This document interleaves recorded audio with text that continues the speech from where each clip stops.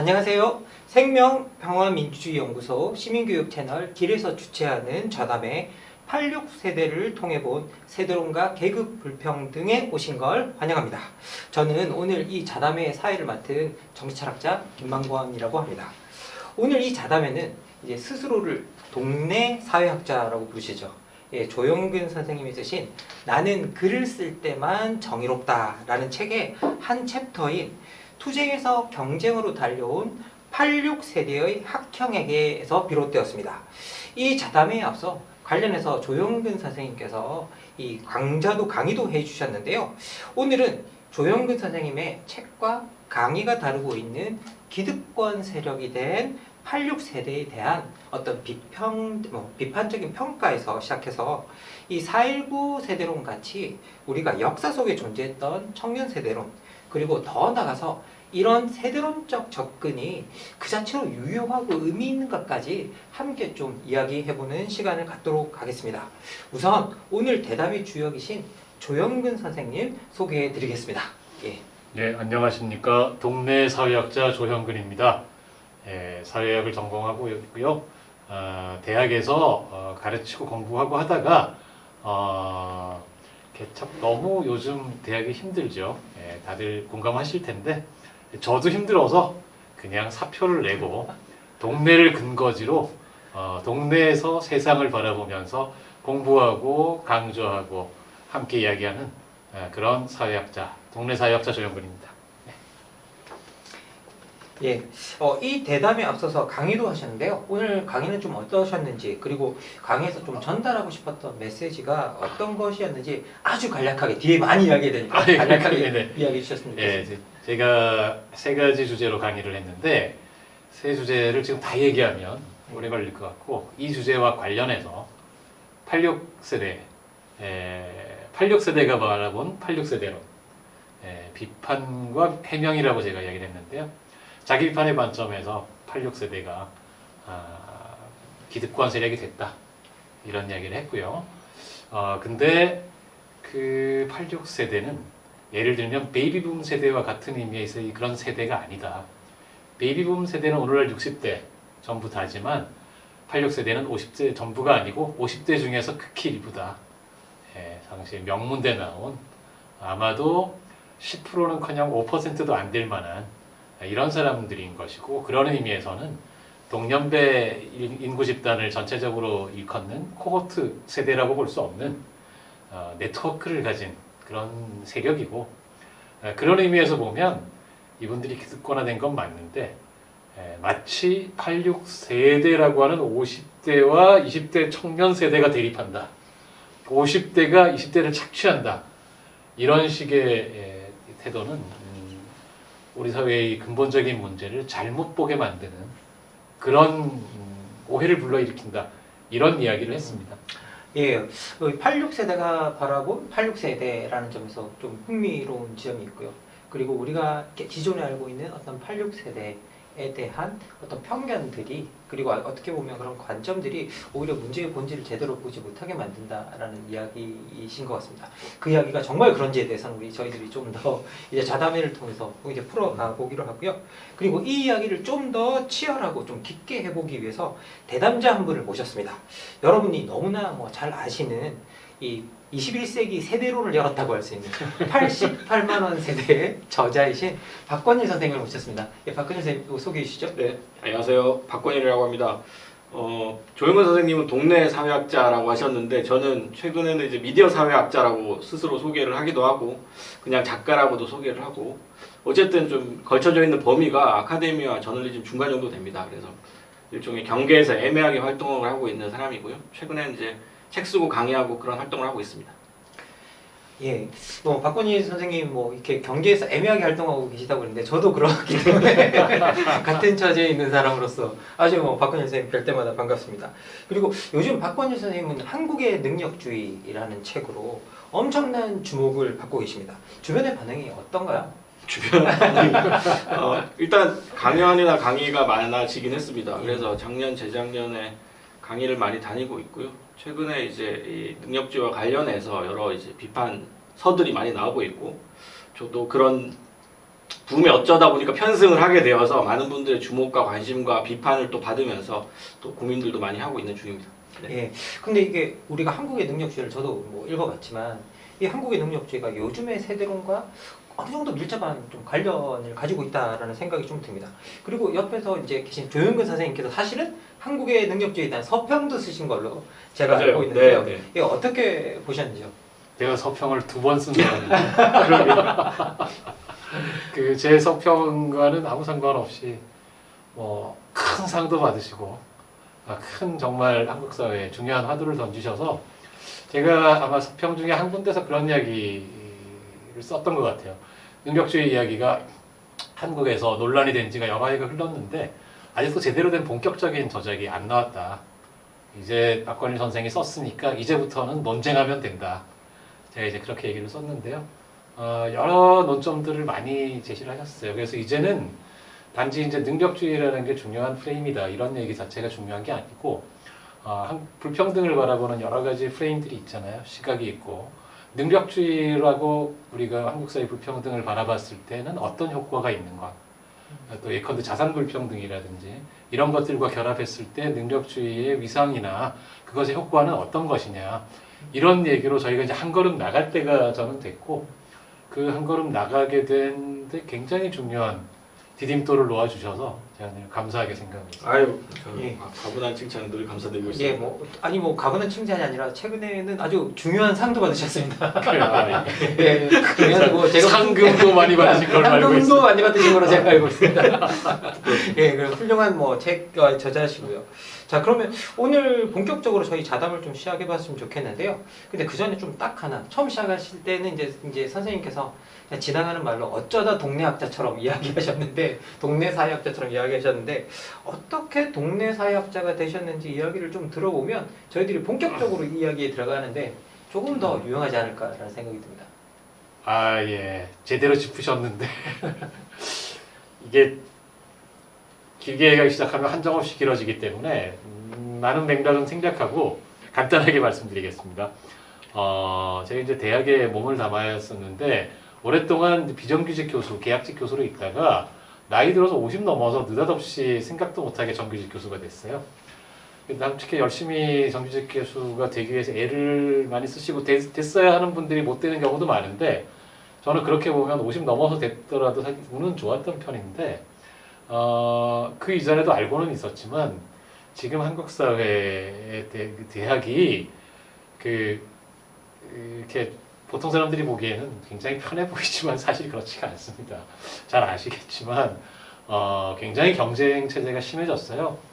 그래서 특히 정년 보장을 받지 못하는 아직 원래는 이제 젊은 교수들이죠. 저는 늦게 돼가지고 늦은 나이에 됐는데 굉장한 경쟁의 부담을 지게 되는 거죠. 엄청나게 많은 일을 해야 되고 자기 뜻대로 뭔가를 하기보다는 실적을 채워야 됩니다. 너무 많은 그런 부담을 요구받게 되는데 제가 원래 공부의 길에 들어선 게 그런 거 하려고 한 건 아니었기 때문에 결국은 고민하다가 너무 늦어지기 전에 더 늦어지면 거기 적응하게 될 것 같아서 1년 반이 되기 전에 사표를 쓰고 나왔는데요. 결국은 이제 우리 대학이 아마도 그전에도 대학은 문제였죠. 근데 이제 20세기 거치고 21세기에 들어서면서 본격적인 대학 개혁을 초진한 지가 벌써 20년 좀 지났거든요. 그 과정이 제가 보면 86세대가 사회에 진출하면서 뭔가 자기 목소리를 내온 것하고 비슷한 면이 있는 것 같아요. 뭐냐면 경쟁 체제, 건강하고 합리적인 경쟁을 통해서 대학이 실력을 키워야 된다라고 하는 이런 게 아마도 대학 개혁의 시대 정신 같은 거였다고 생각을 해요. 그런 면에서 저도 젊을 때 공감했어요. 우리 이전에 옛날에 어르신 선생님들이 너무 공부 안 하셨거든요. 너무 게으르고 예. 휴강이야말로 명강이다만. 그리고 저희들 때 유명한 말이 있었습니다. 제발 난 좀 키우시지 말라고. 그게 무슨 말이에요? 아니 난 키우면서 계속 그거만 닦고 계신다고. 그리고 커리큘럼이 똑같잖아요. 예. 7년 동안. 그 다음에 이제 또 바둑이 있죠. 바둑. 선생님들을 찾으려면 어디로 가야 되나? 연구실이 아니라 바둑실로 가야 된다. 뭐 이제 그래서 이제 이런 이런 것들에 대해서 저희 세대가 사회에 진출하면서 한편으로는 우리가 좀 더 유능하고 실력 있는 진보가 돼야 된다. 이런 어떤 강박관념 같은 거 있었던 것 같아요. 그래서 이런 식의 대학 개혁에 주도하는 사람들도 사실은 86세대가 많았고 그 윗세대부터 포함해서 또 한편 비판하면서도 저 같은 사람 비판하면서도 비판적 지지를 했던 게 있죠. 대학이 이대로는 안 된다. 우리가 언제까지 세금 받고 학생들 등록금 받으면서 이렇게 살 수 있나. 더 부지런해지고 실력 있어야 되고 유능해져야 된다. 근데 그게 공모를 했던 것이고 저 같은 경우라면 거기에 비록 아랫 계단에 있었지만 그 아랫 계단에서 공모했다가 자승자박이 됐던 그런 케이스였던 것 같고 결과적으로 나와서 지금은 월급은 안 들어오는 대신에 자유를 얻었습니다. 예, 이제 뭐 결국은 그 86세대가 같이 협조해서 만든 어떤 경쟁 체제 속에서 이제 그것이 사실은 어떻게 보면 우리가 견디지 못할 어떤 그런 체제가 된 것 같고 거기서 동네 사회학자가 되셨다는 이야기를 해주셨습니다. 자, 이렇게 동네 사회학자가 되신 이 조영근 선생님께서 같은 세대인 이 86세대를 비판하고 나섰습니다. 그런데 우리가 이 비판 이야기하기 전에 솔직히 선생님이 바라보시는 이 86세대의 그냥 그런 평소의 모습은 어떤 모습입니까? 일단 하나는 제가 강의 때도 강조를 했는데 자기 비판입니다. 이렇게 안 하면 제가 매장당하기 때문에 자기 비판이고요. 또 하나는 구체적인 개인들은 선한 사람들이죠. 네, 참 좋은 사람들이 많고 또 그 중에는 나쁜 사람도 있고 그건 특별히 다르지 않습니다. 역사적 조건 속에서 어떤 세대가 저는 이제 세대라기보다는 세력이고 네트워크라고 생각하지만 그 사람들의 특성이 만들어지는 것인데요. 86세대가 보면 훌륭한 점은 적극적이죠. 자부심이 있고 특히 이제 굉장히 훌륭한 인적 연결망을 갖고 있기 때문에 무언가 일을 만들어 나가는 능력들이 있어요. 그런 걸 누구를 통하면 어떤 일이 될 수 있다. 이런 것에 대해서 잘 알기 때문에 잘 만들고 그런 거에 호응도 잘하고 이런 면이 있어서 좋은데 그게 다른 한편으로 보면 그 네트워크에 끼지 못하는 사람 입장에서는 상당히 배타적인 것일 수 있는 겁니다.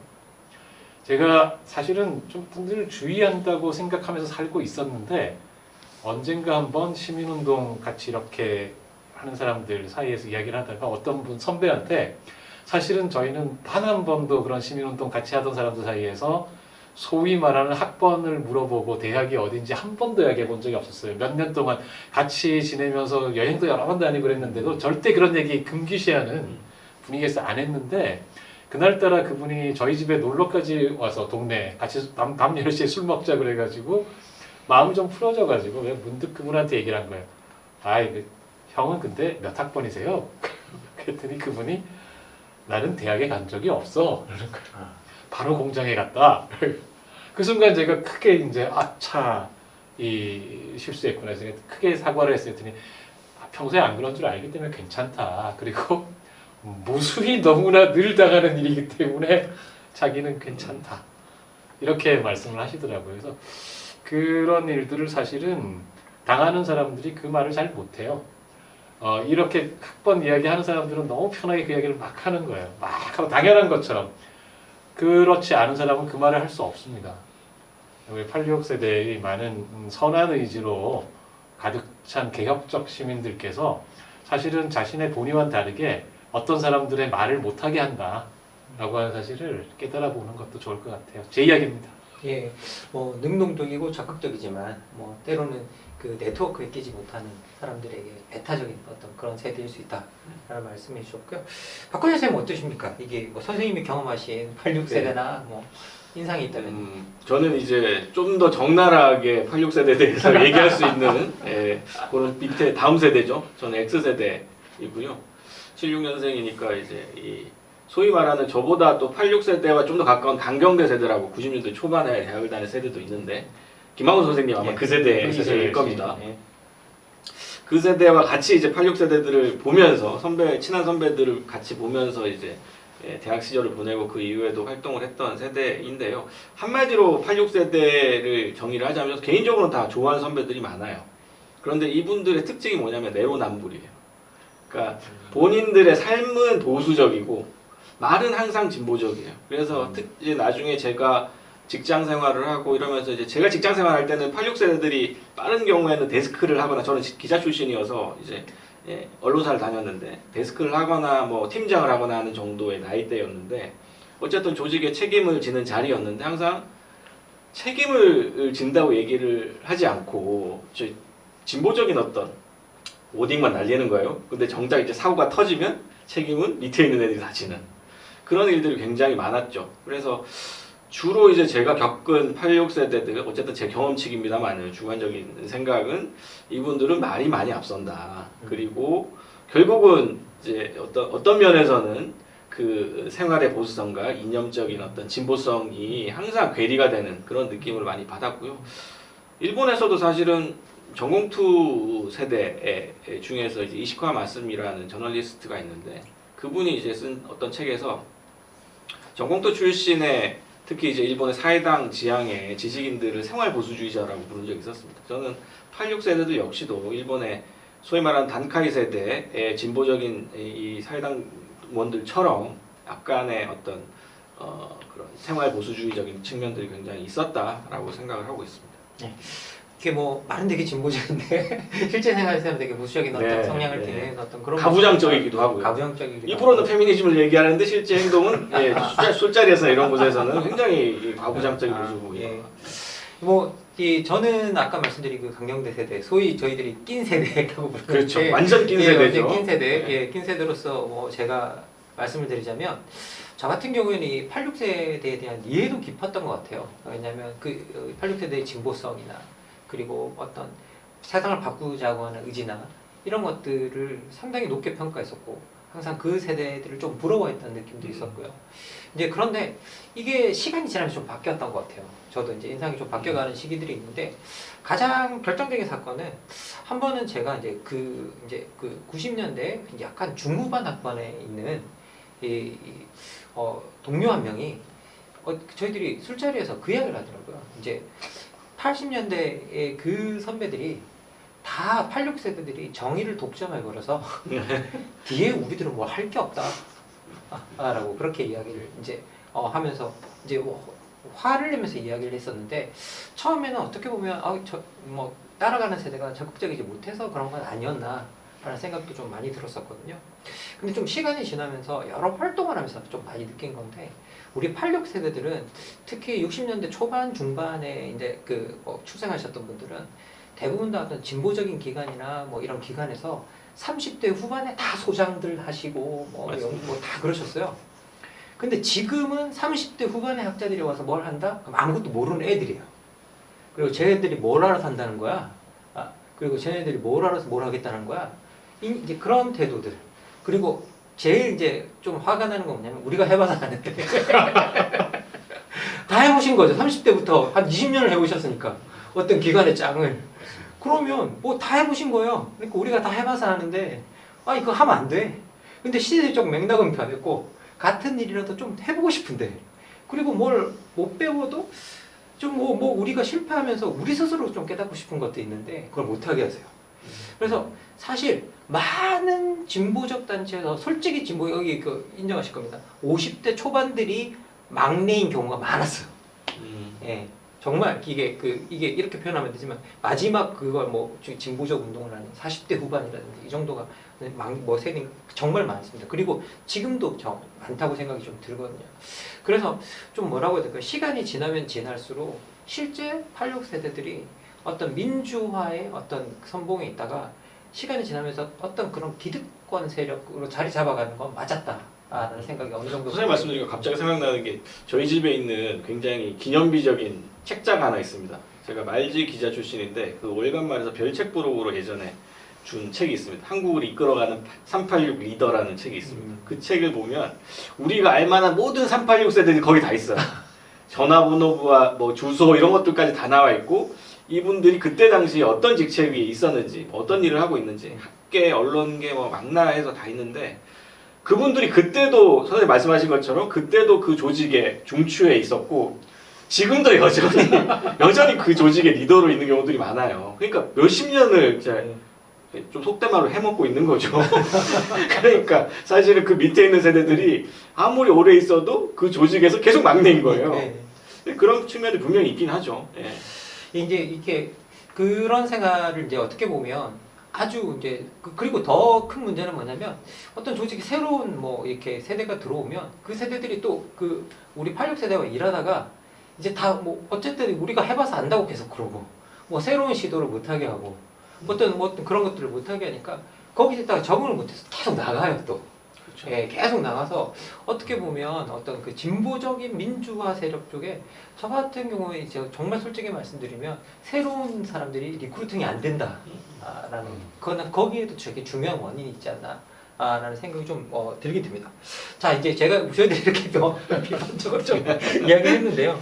자, 그렇다면 이제 저희들이 이제 지금까지 저희들이 각자가 바라본 86세대에 대해서 좀 이야기를 드렸는데 그렇다면 두 분은 이런 86세대와 그 이후에 온 세대들 사이에서 뭐 정치 사회 의식이라든지 문화적 취향이라든지 이런 데 정말 확연한 차이가 존재한다. 뭐 이렇게 보시는지요. 만약 그렇다고 한다면 어떤 점에서 이제 그런 차이가 있다고 보십니까? 예, 조용근 선생님 뭐부터 좀 부탁드리겠습니다. 이게 사실은 좀 어려운 질문입니다. 왜냐하면 범위를 한정해서 제가 직접 겪고 경험했던 거는 학계 안에서거든요. 학계 안에 그것도 학교도 제가 뭐 학계를 전체를 아는 게 아니잖아요. 네, 그러니까 그 안에서 접했던 소수들 그리고 뭐 이제 시민단체나 이런 데 조금 아는 이런 사람들이니까 이게 전체적 세대로 이렇게 차이가 나더라 이런 얘기를 하기가 되게 힘들어요. 네, 근데 조금 전에 박광일 선생님과 그 우리 김만관 선생님 두 분이 적나라하게 얘기하셨던 그런 차이들이 이런 그대로 저도 경험한 것 같아요. 그런 면에서 차이가 분명히 있다고 생각이 드는 게 이를테면 이런 겁니다. 그러니까 제가 아까 강의할 때도 얘기를 했는데 86세대는 자부심이 있다. 우리가 그 독재에 엄혹하던 시절에 그 맞서서 싸웠다. 이렇게 생각을 하고 나니까 어떤 점이 있냐면 그 이후 세대들이 겪는 어려움에 대해서 잘 공감을 못해요. 우리 그 더 어려울 때도 했는데 예를 들면 이런 거죠.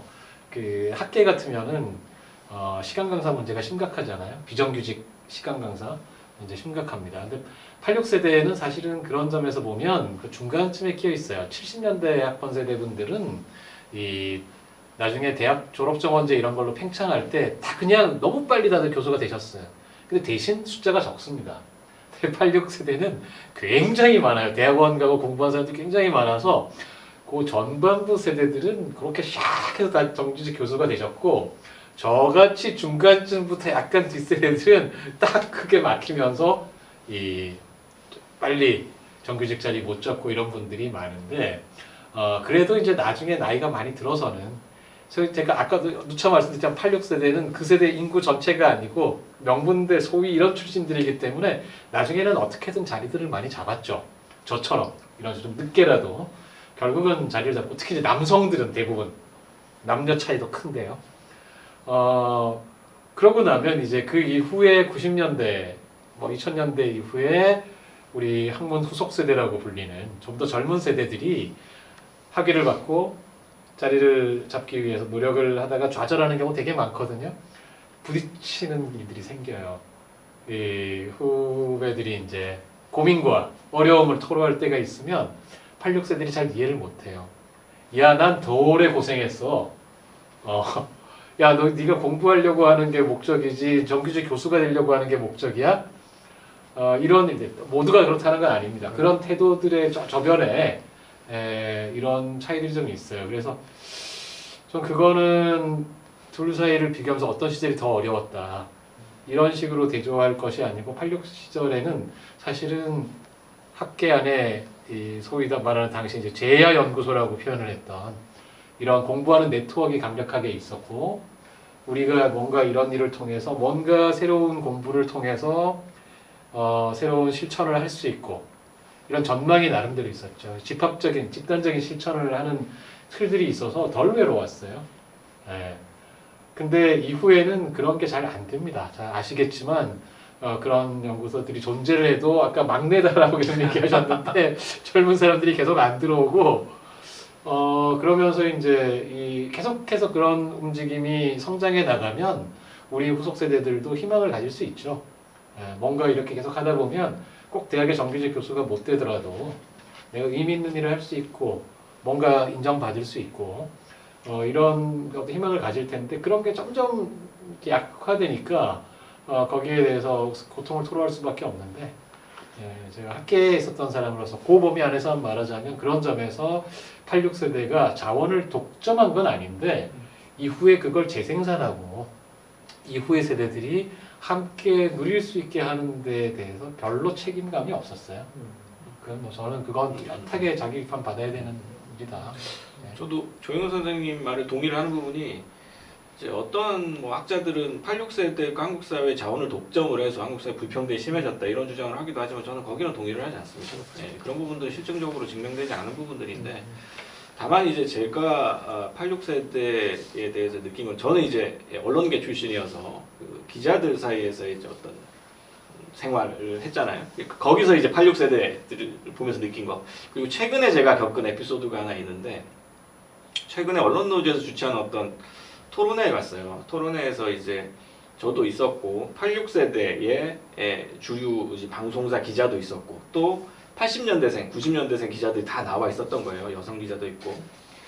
그런데 그 86세대 남성 기자가 얘기하는 거 보면서 저는 되게 충격받았던 게 뭐냐면 이분들이 이 후배 세대들이 이제 어떤 기획안을 내놓잖아요. 그러면 이제 뭐 페미니즘 기획도 내고 생태 위기 기획도 내고 이런 저런 기획들을 내면서 이걸 해야 된다라고 얘기를 하면 이분은 야 그런 말랑말랑한 기획은 하면 안 돼. 사법개혁 이런 거 해야지. 방송국 기자가 그 가오떨어지게 그런 말랑한 그런 연성 기획을 맨날 하면 되겠냐 이런 얘기를 거기서 진짜 대놓고 하시더라고요. 아 그걸 보면서 이렇게 다르구나 우리의 생각이. 그리고 이 86세대의 독선이 이렇게 많이 이 뒷세대들에게 굉장히 안 좋게 들릴 수 있겠구나 생각을 했습니다. 실제로 제 주변에도 저보다 뒤에 기자 생활을 하거나 이런 친구들이 저한테 하소연하는 것들이 말이 안 통한다는 거예요. 86세대. 그러니까 이것이 좋게 얘기하면 자부심인데 본인이 헤쳐나온 시대에 대한 자부심이기도 하고 반독재 투쟁과 이 민주화를 했다라는 자부심이기도 한데 그것을 뒤집어서 얘기를 하면은 독선인 거죠. 자신이 추구했던 가치가 가장 중요하고 이것이 지금 우리 사회에서 가장 중요한 일이기 때문에 나머지 것들은 다 부수적인 것이다 라고 생각하는 그런 것들이 저도 느꼈지만 저 뒤에 저보다 이제 후배 세대들은 더욱더 이제 이것을 억압적으로 느끼고 있고 그런 부분들 너무 답답해하는 거예요. 아예 저는 그래도 86세대들이랑 대화는 하거든요. 말은 섞어요. 술도 같이 먹고 고맙습니다. 네, 같이 놀기도 하거든요. 그런데 제 뒷세대들 90년대생들은 아예 그냥 상대를 하지 않습니다. 그냥 그러려니 하는 거죠. 뭐 듣다 보니 참 안타까운 이야기들이 계속 이어지고 있는데 근데 여기다가 어떻게 보면 이 비판이 정말 우리가 이제 금방 지나갈 때 저희들이 했던 이야기로는 서로 동의하지 않는다라는 거 아주 간략하게 이야기했지만 그런데 지금의 불평등의 원인이 86세대 때문이다 라고까지 이야기하는 그런 비판들까지 이어지고 있습니다.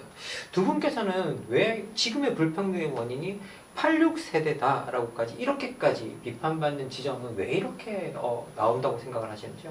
일단 뭐 제가 조영선 선생님이 좀 더 진지한 답변을 하기 전에 좀 가벼운 답변을 드리자면 저는 정치적인 의도들이 많이 있다고 생각을 합니다. 일단 정치적 맥락에서 사실은 특히 이제 최근 한 10년, 20년 사이에 세대론을 정치적으로 활용하기 시작하는 경향들이 굉장히 강해졌어요. 정치권에서도 사실은 실제로 투표 역시도 세대별로 많이 갈라지는 것이 나타나고 있고 그러다 보니까 이제 거대 양당들이 자신들의 어떤 유권자를 동원하는 기제로서 세대론을 적극적으로 활용을 하죠.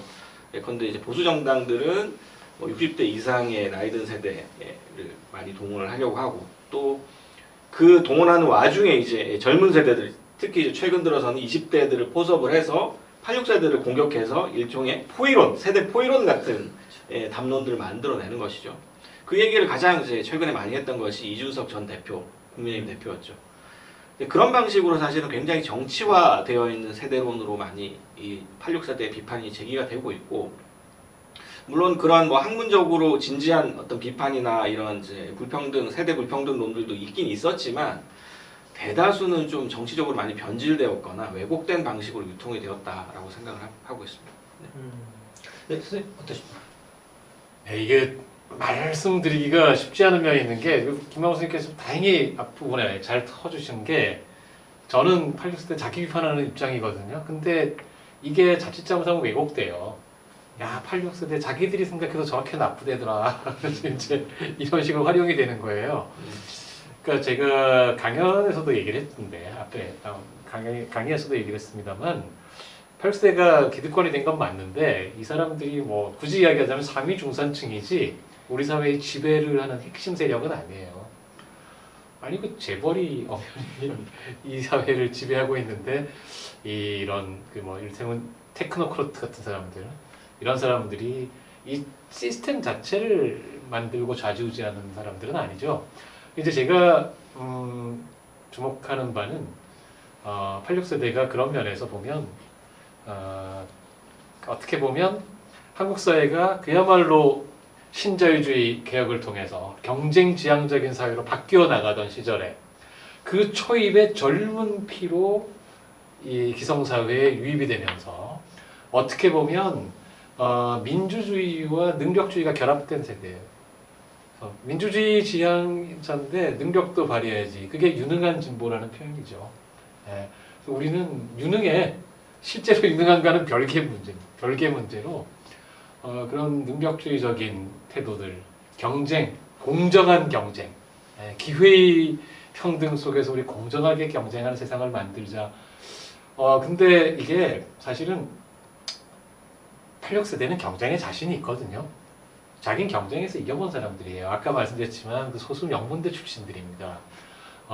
그 학원 오래 하신, 강남 대치동에서 학원 오래 하신 어떤 원장님께서 책을 쓰셨죠. 그 대치동이라고 하는 유명한 책을 쓰셔가지고 그분이 하시는 말씀이 이런 말씀하시는 게 제일 곤란한 학부모가 그 수능 시험 끝나고 찾아오는 86세대 아빠들이다.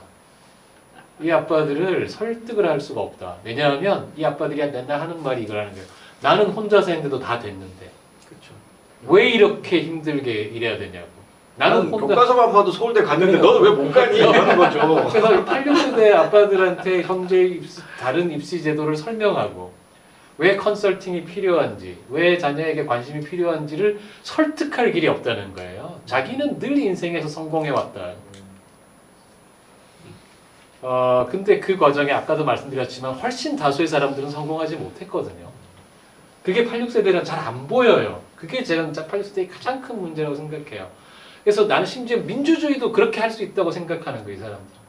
내가 생각하는데 아까 사법개혁 얘기하셨는데 내가 생각하는 방식으로 싸우면 우린 민주주의를 쟁취할 수 있다.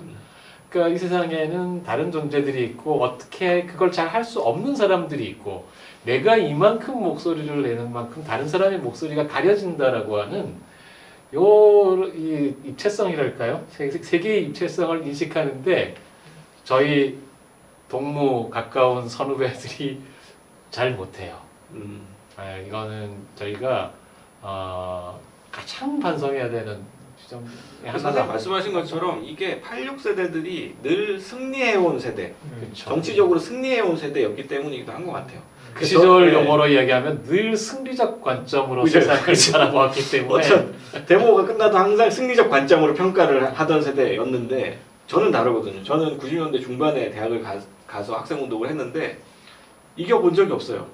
늘 처참하게 깨지거나 그래서 학교 생활 내내 선배들 면회 가고 감옥에 면회 가고 선배들이 아무도 없는 그런 학생회를 그냥 어떻게든 이제 끌고 갔던 그 지지부진하고 늘 패배만 했던 그런 기억만 갖고 있고 학생운동에 대해서도 그러다 보니까 이제 그 선배들이 갖고 있는 그런 이제 승리적 관점을 장착할 수가 없는 거예요. 장착하고 싶어도. 그 승적 관점 같은 경우가 저도 이제 사회생활을 하면서 86세대를 만나면 가장 이제 설득하기 어려운 지점인 것 같아요. 그래서 뭔가 이렇게 설득에 나서면 우리 때는 그래도 이렇게 해서 다 됐는데 그렇죠.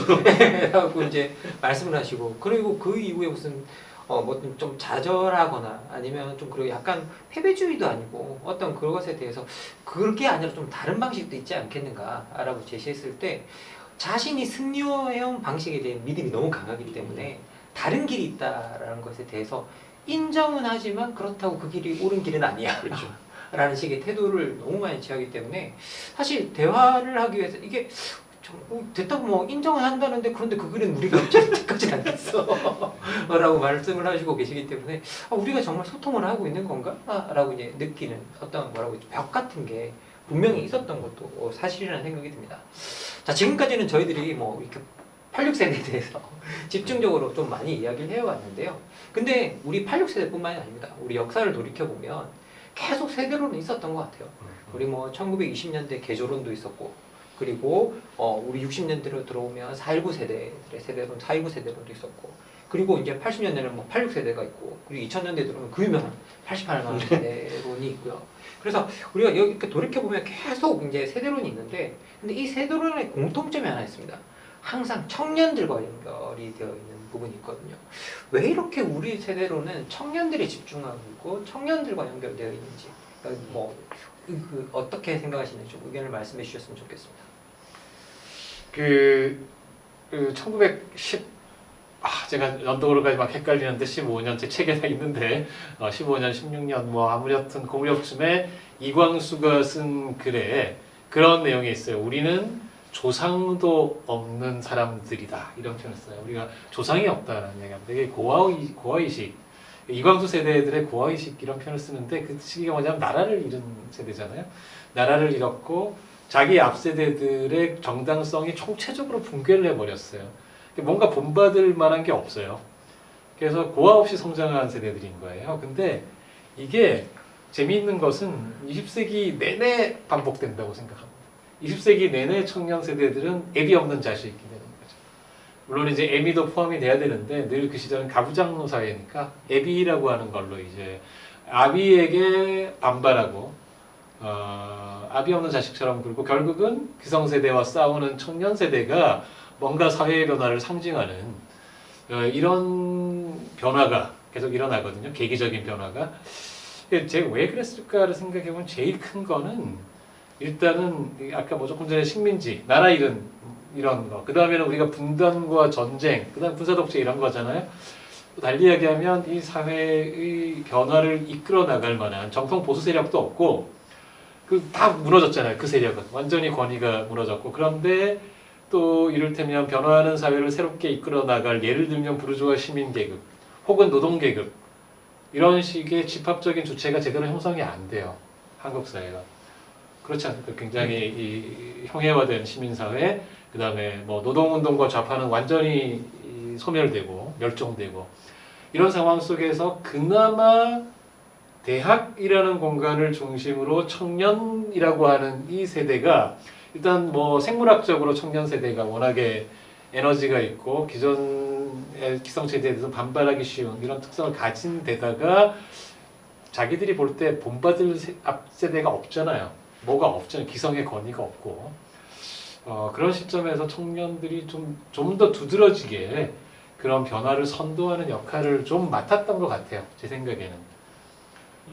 때로는 그것이 굉장히 큰 역사적인 변화, 4.19라든지 6월 항쟁 그들만 일으킨 건 절대 아니지만 어떤 촉발제 역할을 했던 것인데 우리도 박건일 선생님이 주목하신 21세기 이후의 뚜렷한 특징이라고 하면 그 순환 사이클이 끝났다. 네, 이제 한국 사회는 더 이상 그렇게 젊은 이들이 함부로 빈 공간을 차지하고 우리가 새로운 변화를 대표한다라고 주장할 만큼 허술하지 않다. 달리 이야기하면 꽉 짜여진 기득권들이 이미 자리를 잡은 이런 세상이 됐다. 이전의 청년 이슈, 이전의 세대 이슈와 오늘날의 청년 세대 이슈의 근본적인 차이는 아닐까 이런 생각을 저는 해봅니다. 네. 제가 2007년에 이제 88만 원 세대라는 말을 만들 무렵에 썼던 이제 글이 있는데 그 제목이 이 성장서사가 끝나고 생존서사만 남은 시대였습니다. 그러니까 성장서사라는 것은 결국은 청년들의 이야기일 수밖에 없죠. 그 청년이 자기가 안온하게 있던 곳을 떠나서 어떤 시련을 겪고 그 시련을 통해서 성숙해지고 사회의 주체가 되는 그런 방식의 이야기가 성장담인데 그것이 이제 문학이든 사회든 반복이 되는 그런 이제 성장담의 시대가 20세기였는데 21세기에 한국의 경제 자체가 사실은 성장이 끝나고 전 세계적으로도 불황이 닥치고 특히 이제 IMF 외환 위기 이후에는 사실은 청년들이 미래를 예견하고 내가 미래에 어떤 계획을 세워서 내가 이렇게 살아야지라는 것 자체가 불가능해진 시대가 되었던 거죠. 그러다 보니까 사실은 청년들이 뭔가를 기획하고 만들어내고 사회를 바꾸고자 하는 생각 혹은 기성의 뭔가를 깨트리고 자신들이 뭔가를 만들고자 하는 생각 자체가 점점 이제 사라지고 이 체제에 어떻게든 적응하고 살아남는 것이 우선시가 되는 거죠. 그것이 일종의 시대 정신이 되었고 청년들에게도 그런 것들이 크게 이제 내면화되기 시작했던 게 2000년대였던 것 같아요. 특히 IMF 위기 이후에 이제 대학에서 졸업하고 사회 직장에 취업하려고 해보니까 이제 선배들과 전혀 다른 상황에 처한 거예요. 그러니까 그런 것들을 보면서 제가 당시에 이제 기자 생활을 하면서 느꼈던 것이 결국은 이 세대는 우리 세대와도 다르고 86세대와는 더더욱 다른 세대. 그 세대가 지금 사회에 나가기 시작을 했다. 그 세대의 이름은 사실은 역사를 바꾸고 시대를 바꿔가는 주체가 더 이상 아니고 4.19 세대나 86세대가 아니고 피해자로서의 세대. 그래서 이제 제가 그 이름을 이제 월급 88만 원을 받는 88만 원 세대라고 지은 것이었죠.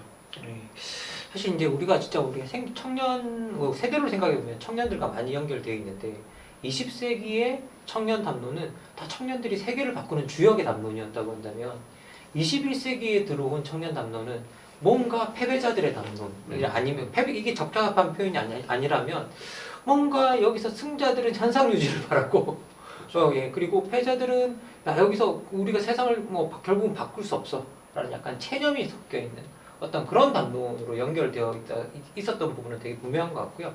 그리고 저는 거기에 가장 결정적인 요소 중에 하나가 이제 88만 원 세대라는 용어를 조우하셨지만 따라 들어오는 게 능력주의 담론이 아니었나라는 생각이 듭니다. 21세기에 작용하는 이 능력주의 담론이 청년 세대에 어떤 영향을 미치고 있다고 보시는가요?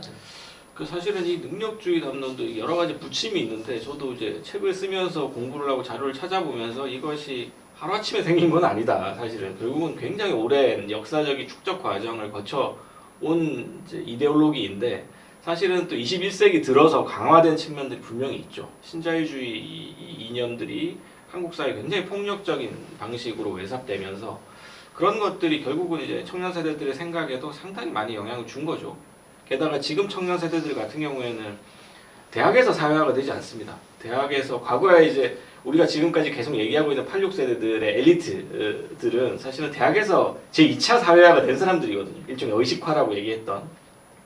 그러면서 사회의식을 새롭게 배우고 우리 사회 모순에 대해서 공부를 같이 했던 세대, 저까지 포함되겠죠. X세대까지. 그런데 이제 그 어떤 역사들이 끝나버린 다음에 그 이후에 대학은 그야말로 취업을 위한 공간이 되어버리고 사실은 사회 문제에 대해서 같이 얘기하고 공부할 수 있을 만한 공간이 더 이상 아니죠. 아시겠지만. 그러다 보니까 이제 사회가 가지고 있는 시장주의 원리라든가 능력주의 원리 같은 것들이 그냥 대학 시절부터 곧장 대학생들, 청년세들한테 주입이 되게 되고 이제 그 친구들은 사실 선배들의 어떤 뭐 학생운동이라든가 이런 거에서 자유로울 뿐만 아니라 사실은 시장의 원리에 일찍 노출이 되면서 그런 부분들을 이제 어린 시절부터 내면화하게 된 것이죠. 물론 입시 경쟁을 하면서도 내면화되지만 그러니까 그런 것들이 결국은 지금 세대가 가지고 있는 능력주의의 가장 이제 기반이 되는 조건들이 아니었나 하는 생각이 듭니다. 사실 이제 뭐 능력주의가 하루아침에 만들어지진 않았다라고 말씀해 주셨는데 저는 이제 좀 제 개인적으로 느끼는 건 뭐냐면 뭐 어느 세대야 안 그런가라고 말씀하시겠지만 저는 이 86세대들이 알게 모르게 성과주의와 상당히 많이 연결되어 있다는 생각이 듭니다. 그리고 어떻게든 성과를 만들어내왔던 세대들이기 때문에 그 성과를 못 만드는 걸 잘 이해하지 못하고 승리적 관점. 그렇죠. 그 결과물이 안 나오는 게 이해가 안 가는 거예요. 왜 결과물이 안 나오는 거지? 라는 이제 그 이해가 안 가고 이제 저는 알게 모르게 우리가 이 86세대의 성과주의와 그리고 어떻게 보면 이 새로운 세대의 능력주의가 알게 모르게 서로 손을 잡고 있고 또 그리고 알게 모르게 서로 싸우고 있는 느낌이 들 때가 좀 많습니다. 그래서 이제 이 두 부분에 대해서도 저는 뭐 아직 제가 확신은 없지만 그렇지 않은가라는 좀 생각이 들 때가 있어서 그냥 제가 잠시 그냥 코멘트를 붙여봤고요. 그리고 그런데 저희들이 지금까지 역사적 흐름 속에서 또 이제 세대론을 우리가 좀 이야기를 해봤지만 이 세대론 자체가 얼마나 유효한 접근 방법이냐에 대한 또 비판도 있습니다. 그 의문을 제기하시는 분들이 있고요. 사실 저도 약간 그런 입장에 가깝긴 합니다. 세대론으로 설명하는 게 그렇게까지 설득력은 별로 없다라고 생각을 하는데 저는 어느 한 연령대나 다양한 집단이 그 안에 있다라고 약간 보는 편인데요. 그래서 이제 뭐 어떻게 보면 우리 조영근 선생님께서도 86세대 대신 그 세대에서 권력을 얻은 집단을 좀 구분해서 86 집단이나 아니면 86 뭐 세력이라든지 뭐 그런 다른 이름으로 불러야 되는 것이 아닌가라는 이제 그런 의견도 주신 것 같은데요. 여기에 대해서 좀 의견을 좀 말씀해 주십시오.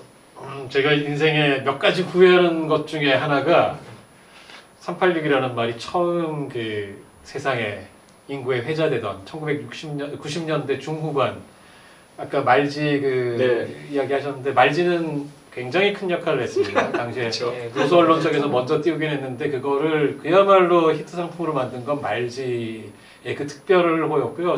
저는 말지의 오랜 정기 구독자였기 때문에 직접 받아서 딱 어떻게 하느냐면 그거 받고서는 받았을 때 제가 딱 느낌이 이제 이런 학벌주의, 연고주의 비판을 하면서 처음부터 끝까지 다 봤어요. 끝까지 다 보고 내가 아는 사람 얼마나 나오나 많은 사람들이 나오죠 거기에. 제가 이제 그거를 뭐 어디선가 얼핏 들었더니 요즘에 그게 희귀본이고 막 좀 비싼 값에 거래야 된다. 진짜 희귀본이 됐어요. 이런 말까지 들었는데 뭐 저는 그냥 버렸습니다만 제가 굉장히 후회하는 게 뭐냐면 그 당시에 막 그런 흐름들이 만들어지고 있을 때 제안을 받았어요. 어떤 선배 한 분이 이분은 학계의 질서에서 떠나서 공부를 하는 분이었는데 저 같이 책을 쓰자. 무슨 책이냐면 386이라는 단어를 쓰지 말자는 책을 쓰자. 이건 굉장히 특권적이고 잘못된 단어이기 때문에 민주화운동을 그야말로 소수 일부 특권적인 명문대생들이 싸운 이야기로 왜곡하는 거니까 거기 비판하는 책을 쓰자. 그래서 제가 너무 공감한다라고 박수를 치지만 근데 박사 논문도 써야 되고 그래서 제가 고민을 너무 많이 하다가 결국은 포기했어요. 그래서 지금도 사실 제가 그걸 썼다고 해서 바뀔 리는 못 막았겠죠. 다만 제 인생의 알리바이 하나가 사라진 거예요. 내가 그래도 그때 나는 싸웠어 라고 하는 명분이 없고 결과적으로 제가 86세대라는 단어를 쓸 때 제가 늘 쓰는 말이 있습니다. 제가 그때 제대로 86세대라는 말과 못 싸운 벌로 이 단어를 쓴다라는 표현을 제가 잘 써요. 이게 일반화돼 버렸습니다. 마치 86세대가 강의에도 얘기하고 오늘도 얘기 나왔지만 86세대가 그 60년대에 태어난 사람들 전부를 다 가리키는 말인 것처럼 이렇게 쓰이고 있는데 저도 일조를 한 셈이 된 거죠. 근데 처음 말씀드렸지만 고세대에서 중학교에서 고등학교 졸업한 사람들이 인문계가 대략 70%, 거기서 4년제 대학 간 학생들이 다시 30%, 4년제 대학 간 사람이 한 20%가 안 되고 20% 정도고 그 중에 명문대 간 사람 몇 프로 되겠어요 인구 중에. 그 소수의 얘기들이 자꾸 전체를 보여주는 것 같은 것처럼 얘기되는 것은 이제라도 계속 지겹지만 이 말을 계속 해야 되는 거죠. 해야 되고 사실은 그 동일 인구 연령대 60년대에 태어난 인구의 대다수는 치킨집 여러 번 말아먹었고 제가 아는 친구 선후배 중에 택배 기사, 제 친한 친구는 지금 제주도 왔다 갔다 하는 트럭 기사하고 있어요. 이렇게도 살고 있어요. 이런 사람들이 훨씬 다수입니다. 여러분이 그 주변에 그런 사람이 잘 안 보인다면 여러분도 거기 위에 상층에 속하기 때문이에요. 저는 우연히 제 주변에 그런 사람들이 좀 있는 것에 불구하고 저도 다수는 그렇지 않아요. 네.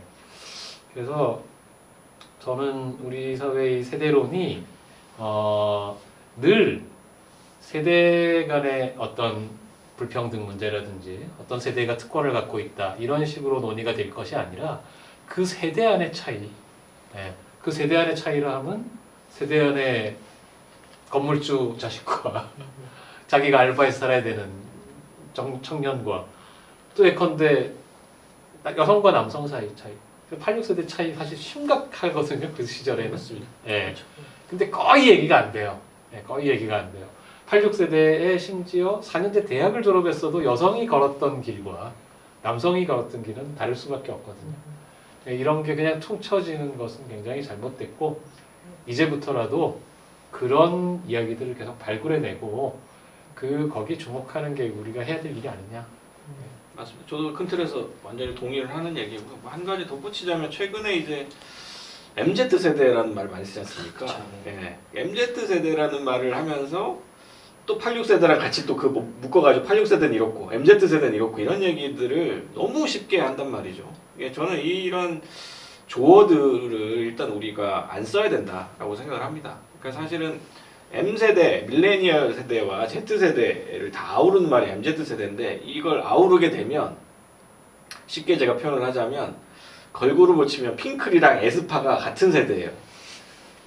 그러면 이모랑 조카 머리거든요. 핑클이랑 에스파는. 그러니까 이 세대를 같은 세대로 묶어서 얘기하는 세대론이라는 것 자체가 사실은 형용 모순 같은 얘기입니다. 지금 제가 한 말씀만 끼어들자면 에스파에서 못 알아들은 사람이 상당히 많습니다. 에스파도 여기가 걸그룹. 핑크는 모두 공감하다가 맞죠? 그래서 제가 항상 이제 그런 심포지엄이나 세대론 관련된 토론회 갔을 때 MZ 세대라는 말을 하면 항상 이 얘기를 하거든요. 그러니까 이게 같은 세대가 아니다. 그리고 심지어 Z 세대 내부도 문화적인 동질성이 굉장히 이제 적어졌다. 과거 세대에 비해서. 그러니까 특히 이제 뭐 작년에 KBS 세대 인식 조사 같은 것들 결과를 보면 특히 20대 남성들의 인식이 극과 극이에요.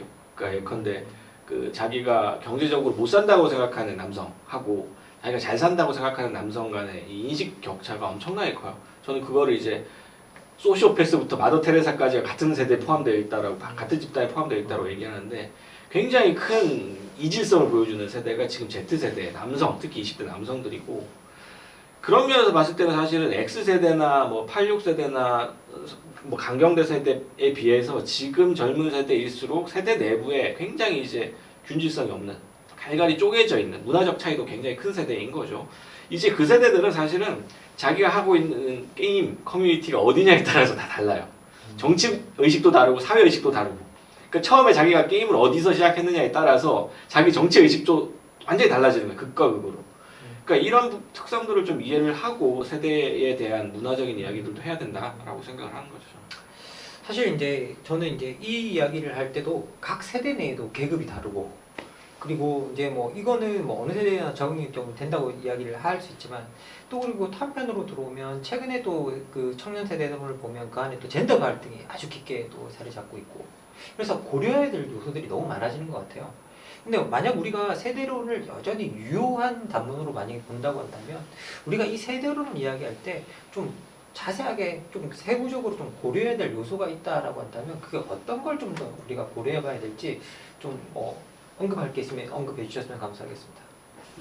일단 저는 이제 계급이죠. 세대 내에 계급적인 문제에 대해서 그러니까 뭐 아까 조영근 선생님께서도 세대 내의 불평등을 말씀을 하셨지만 사실은 M세대건 Z세대건 86세대건 X세대건 간에 세대 내의 불평등이라는 것은 뭐 어느 세대에나 존재를 하는 것이고 그런데 그런 불평등들이 사실은 뭐 코인 열풍이니 주식 열풍이니 하는 얘기들로 덮여버리고 모든 세대가 마치 코인을 하고 20대들은 다 코인을 하고 한다는 식으로 얘기를 해버리고 그러다 보니까 정부에서 이제 코인이나 주식으로 돈을 많이 잃거나 대출을 많이 한 사람들에 대해서 이를테면 대출을 탕감해 준다든가 하는 정책을 발표를 하면 아니 자기들이 잘못해서 그렇게 돈을 잃었는데 그걸 왜 정부가 지원해 주냐라는 공격을 하는 그런 일들이 비일비재하거든요. 근데 사실은 실제로 조사를 해보면 코인 주식하는 20대들도 사실 극소수예요. 그 20대 내부에서. 그것도 자기가 가처분 자산이 있어야지 어느 정도 하는 겁니다. 돈도 빌리고 하는 겁니다. 하루 벌어서 하루 먹고 살기도 허덕허덕 하는 사람들이 굉장히 많고 20대 특히 20대들은 코인이고 주식이고 손도 안 대본 사람들이 사실 대부분이거든요. 그런데 이제 신문이나 사실은 이런 이제 매체에서 묘사하는 20대들은 이를테면 코인 가지야 이러면서 이제 코인에 다 몰빵을 하고 아니면 명품 사러 아침에 줄 서고 이런 이미지로 다 그려진단 말이죠. 사실 이런 부분들도 사실 좀 문제 제기를 해야 된다라고 생각을 하는 거죠. 네. 한 세대를 퉁쳐서 이야기하는 거, 뭐 이게 굉장히 이제 예, 주의를 해야죠. 계속 굉장히, 얘기를 하지만 예, 굉장히 뭐 조윤건 선생님께서는 또 예, 저도 뭐 기본적으로는 같은 얘기인데요. 제가 동네 사회학자다 보니까 동네에서 청년들을 만나요.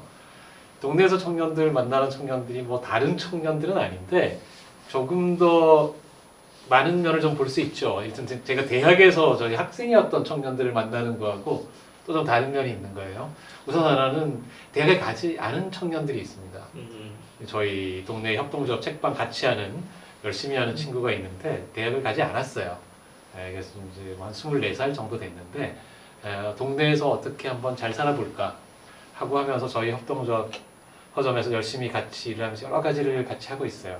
또 그런가 하면 이제 전문대를 들어갔다가 오랫동안 휴학하고 있는 친구도 있고, 물론 서울에 있는 4년제 좋은 대학을 다니는 친구도 있습니다. 서울에서 있는 4년제 좋은 대학을 다니는 친구는 동네 활동에 잘 안 나와요. 보기 어렵습니다. 네네. 그런 청년들을 보면 조금 전에 우리 박건일 스님 얘기하셨지만 코인 얘기하는 걸 들어본 적이 없어요. 친구들이 저희 앞에서는 안 하는지 모르겠지만 코인 얘기 같은 거 하지 않아요. 자기 생활이 있어요. 이 친구들 다 알바를 해야 되고 미래가 불투명하잖아요. 정말 불투명하기 때문에 그래서 사실은 이 친구들은 저희 같은 기성세대 이를테면 20대들이 86세대를 그렇게 미워한다는데 전혀 저를 미워하지 않습니다. 이를테면 저에게 뭐라도 하나 도움을 얻을 수 있는 게 있을까 싶어서 물어보고 의논도 하고 이렇게 해줘요. 제가 되게 고마워요. 사실은 저는 이런 점에서는 우리가 미디어에서 만들어낸 어떤 허상의 대립들 이런 걸 가지고 청년 세대와 이를테면 86세대 간의 대립을 만들어내기 때문에 실제로 그런 대립을 겪지 않는 사람들조차도 거기에 영향을 받는다고 생각해요. 자꾸. 근데 실제로 만나보는 20대들은 그렇지 않은 친구들이 많거든요. 그리고 물론 그런 생각을 가지고 있을 수도 있어요. 근데 사람이 고명만 갖고 사는 게 아니잖아요. 사람 굉장히 입체적이고 다면적인 존재인데 그래서 저는 사실은 우리가 제일 큰 문제 중에 하나가 그런 식의 접촉들, 관계들을 만들어내는 능력을 자꾸 잃어왔다. 86세대도 그런 면에서 보면 자기들끼리 네트워크는 잘하는데 이를테면 자기 지역이라든지 아니면 자기 조직이라든지 조직에서 자칫 이게 상하관계이기 때문에 참 어렵긴 한데 아니면 뭐 자기 학생이든 이런 관계에서 더 다면적으로 만날 수 있는 굉장히 다양한 어떤 접촉 통로를 발굴해낼 수 있는데 그런데 너무 무관심하고 예컨대 사법개혁만 몰두한다든지 그런 식의 의제 중심으로만 간 것들이 좀 문제가 아닐까. 구체적인 인간으로서 세대들이 만난다면 우리가 세대론 갖고도 훨씬 많은 얘기를 할 수 있을 거다. 이런 생각을 해봅니다. 뭐 이제 우리가 흔히 말하는 세대론에 이제 담겨 있는 이제 허상 같은 것들에 관한 이야기를 뭐 해주셨습니다. 사실 이야기를 들으면서 저 스스로 좀 반성하게 되는 부분이 있는 것 같아요. 저희들이 세대론을 경계한다고 하면서도 어떤 하나의 세대를 획일화시켜서 보는 경향이 있고, 그리고 어떤 세대 하나의 세대의 어떤 그 일부가 어떤 걸 경험하고 있으면 마치 그것이 전체가 경험하는 듯이 과장해서 이제 바라보게 되는 경우도 있고, 그러다 보니 또 우리가 세대의 일부와 일부가 갈등하는 걸 세대들이 갈등한다라고 이제 또 인식하게 되는 경우도 있는 것 같습니다. 어쨌든 이제 저희들이 이런 허상에 대해서 이야기해왔지만 지난 대선에서 뭐 세대 포이론 같은 것들이 나왔듯이 우리가 표면적으로는 세대의 갈등이 드러나고 있다는 것도 그것도 부인할 수는 없는 것 같습니다. 그래서 이 시점에서 86세대가 할 수 있는 일이 있다면 어떤 것이 있을지 조영근 선생님께 여쭤보고 싶습니다. 궁금합니다. 일단 저는 일단 책임을 지고 사퇴를 한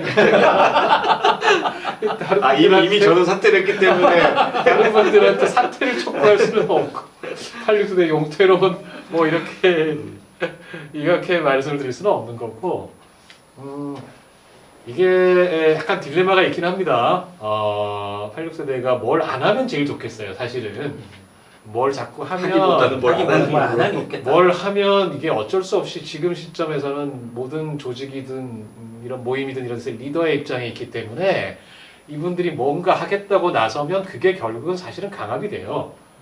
좋은 취지로 얘기를 해도 사실은 놓는 게 더 필요한데 잘 놓는 게 필요한데 지금 제가 그러자고 할 수는 없는 거니까 저는 그냥 이렇게 생각을 해보겠습니다. 86세대가 제일 제가 86세대 제 동년배 저보다 연배가 좀 위인 분들도 있고 좀 아래인 분들도 있지만 말씀드리고 싶은 것 중에 하나, 86세대가 크게 좀 자각해야 되는 것 중에 하나가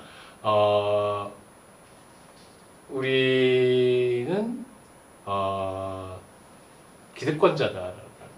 무슨 말이냐면 아니 되게 억울할 수 있겠는데 왜냐하면 막상 사는 거는 되게 빠듯해요. 많은 사람들이 이 상위 중산층의 삶이라고 하는 것도 그렇게 넉넉하지 않습니다. 그래서 더 위에 있는 저 소수 저 기득권자들 정말 기득권자들의 것을 제대로 나누는 게 우리가 할 일이지 전선을 흐리지 마라 이렇게 요구를 하실 수 있는데 그것 자체는 굉장히 논쟁이 될 수 있습니다. 사실은 뭐 99대 1의 사회냐 아니면 80대 20의 사회냐 이런 것은 굉장히 논쟁이 될 수 있는 건데 그 문제를 떠나서 저는 오히려 이 조금 전에 제가 드렸던 동네에서 제가 20대들을 만나면서 느꼈던 감성 약간 감성적으로 호소하고 싶은데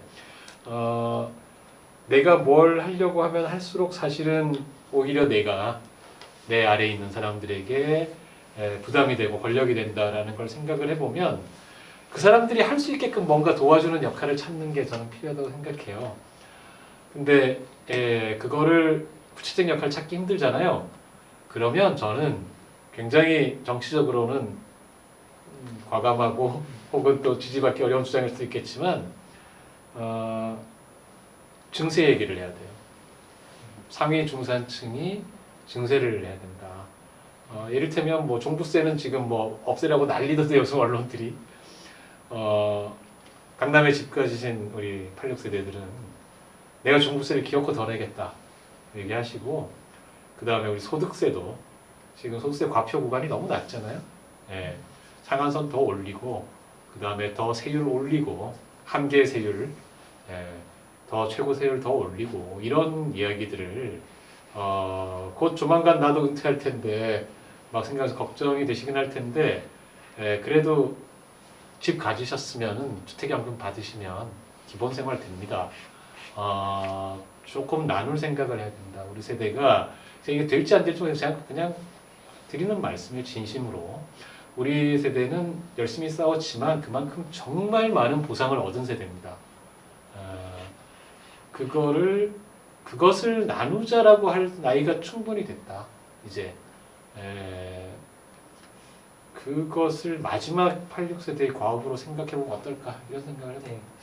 그럼 86세대가 아닌 분으로서 네. 지금 세대 갈등을 바라보면서 86세대에게 좀 바라는 이 지점에서 좀 뭔가 어떤 역할을 해줬으면 좋겠다라고 생각하십니까? 사실 이런 얘기를 할 때마다 조금 늘 좀 웃기다고 생각하는 것이 페이스북이나 이런데 이제 그 86세대에 대한 비판 같은 것들을 그냥 이제 불특정 다수의 86세대에 대한 얘기를 가끔 써요. 그러면은 조용근 선생님 같은 분들이 와서 막 미안하다고 얘기를 해요. 그러니까 제일 안 미안하다고 제일 안 미안해 되는 사람들이 와서 미안하다고 하고 진짜 나쁜 놈들은 아무렇지도 않거든요. 그런 비판을 받아도.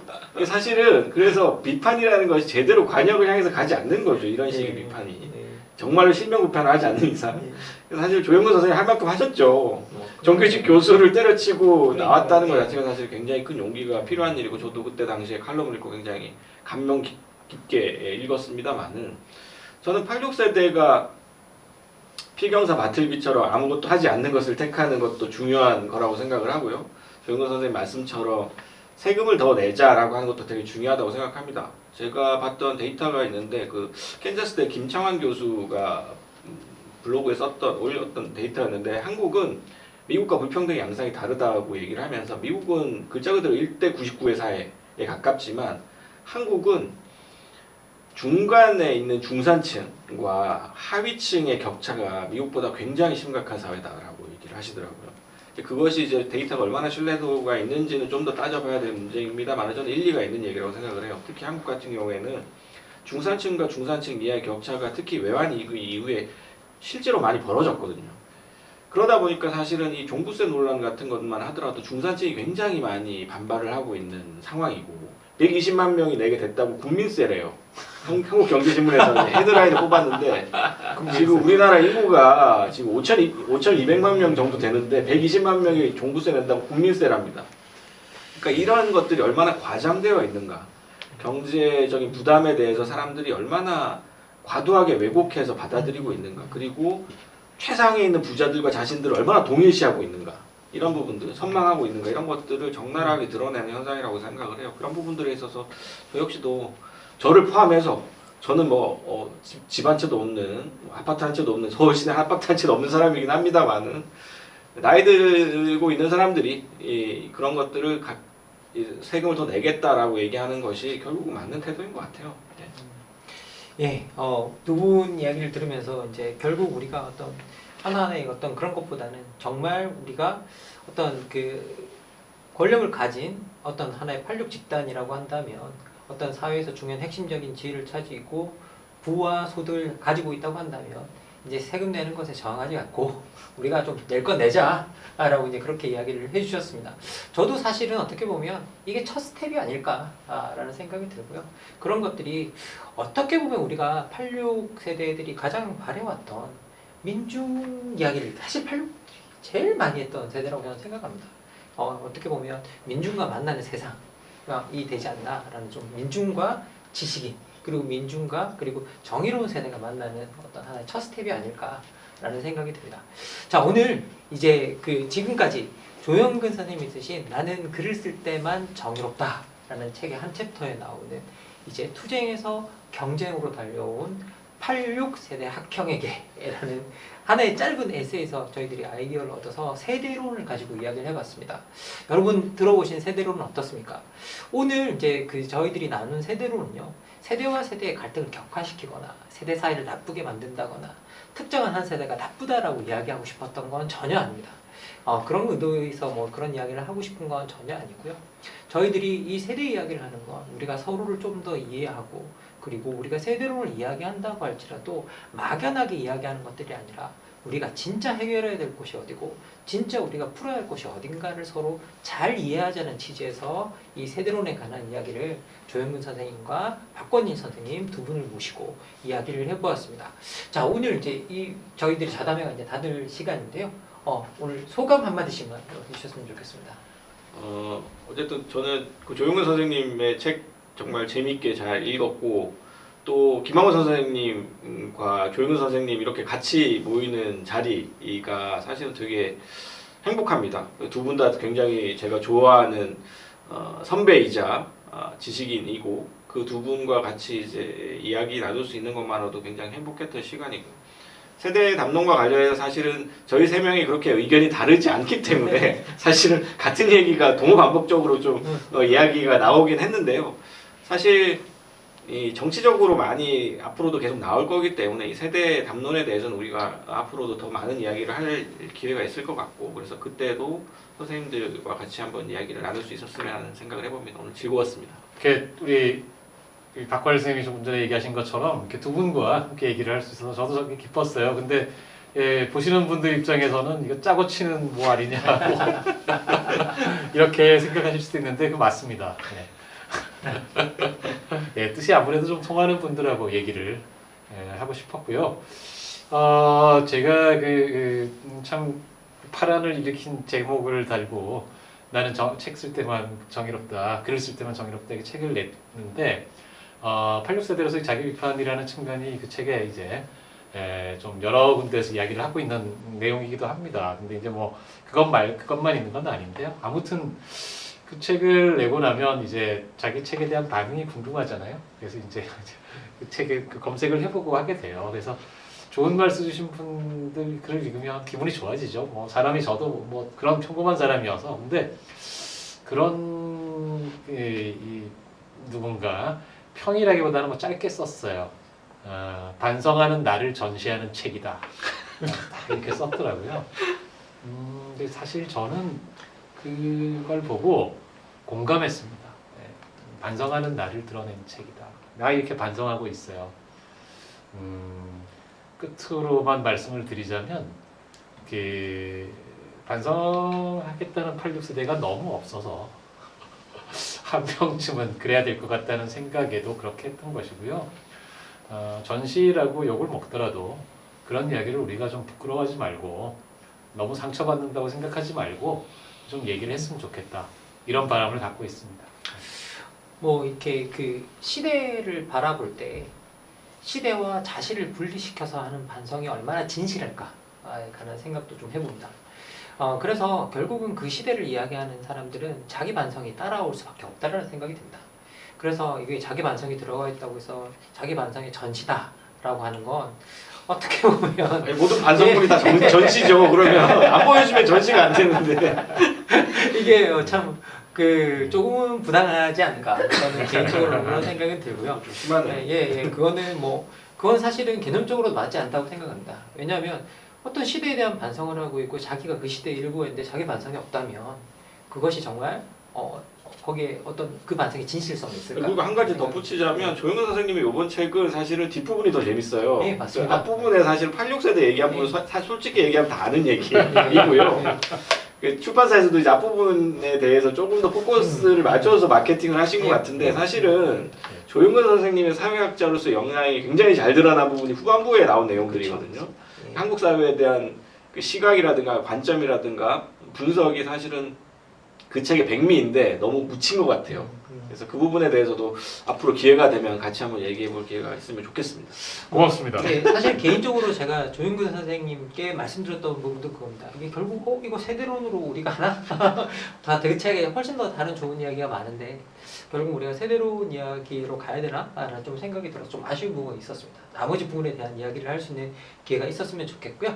자, 오늘은 이제 두 분의 소감을 끝으로 생명평화민주주의연구소 시민교육 채널 길이 주최한 좌담회 86세대를 통해 본 세대론과 계급 불평등을 이제 마무리해낼 시간입니다. 여러분 어떠셨는지 모르겠습니다.